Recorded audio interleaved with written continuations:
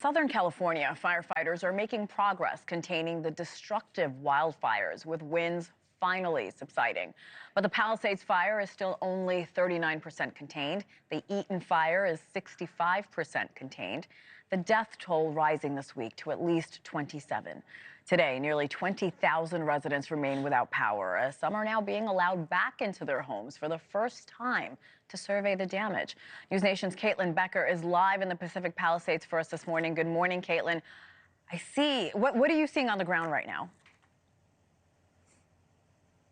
It's utter destruction, Hena. It's been described as apocalyptic or a war zone, and that's exactly what it looks like. There isn't a single structure on the block where I'm standing here in the Palisades that is still left there. And in the surrounding blocks, not a single home, but the wildfire is random. At this house, there's a almost pristine classic Thunderbird left in the driveway. The only damage is really to the back where the window was blown out. But inside the house, this was where the garage was, there's a Porsche that is a husk of what it was. And that is the same up and down these blocks. As you said, the fire is still raging, though the containment numbers are going up. Yesterday, you couldn't really smell smoke in this area, but when we got here this morning at about 2 a.m., you can really still smell it. So it's very evident that the fires are still burning. So firefighters are working to up those containment numbers today. Every day it gets a little bit better. So that's a really good thing. But some of the things that they're looking for are ash pits and different hot spots, which could reignite things. In addition to that, they're also looking for 31 people. There are more than 24 people, Hena, that are currently missing that have not been accounted for since these fires first broke out. And Caitlyn, we mentioned some residents will be able to return home, this after being away for weeks. What do we know about the areas that are reopening?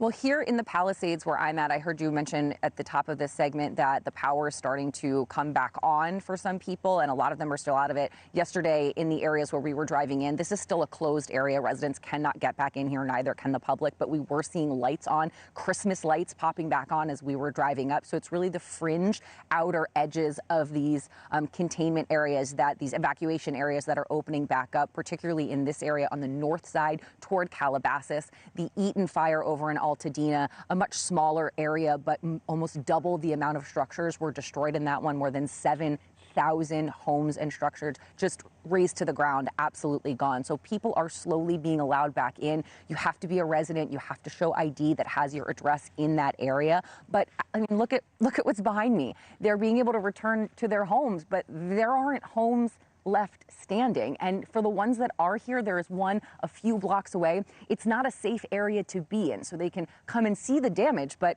after that, they still need somewhere to live. And in a city that already has a terrible housing crisis, all of these people are now added, this influx of people, to try and find temporary housing and homes to rent. And we're seeing rental prices, Hena, already skyrocketing up. So local legislators here in Los Angeles, as well as in the state of California, are trying to get a moratorium on rent increases to try to get that price gouging issue at bay. Because as if it's not bad enough that you have not a single belonging, not a single thing in your home, nowhere to live. You're now worried about rising housing costs for people who are trying to take advantage of it. And even though legislators are trying to help that issue, the onus is on the renters to report price gouging. Then it's investigated. And at that point, I just feel like these people have already been through way too much, Hena. Yeah, that takes time. It's just more challenges on top of an overwhelming tragedy. Caitlyn Becker in California for us this morning. Thank you. We'll check in with you all morning long. Thanks for watching. Go to joinnn.com to find NewsNation on your television provider. And don't forget to click the red subscribe button below to get more of NewsNation's fact-driven, unbiased coverage.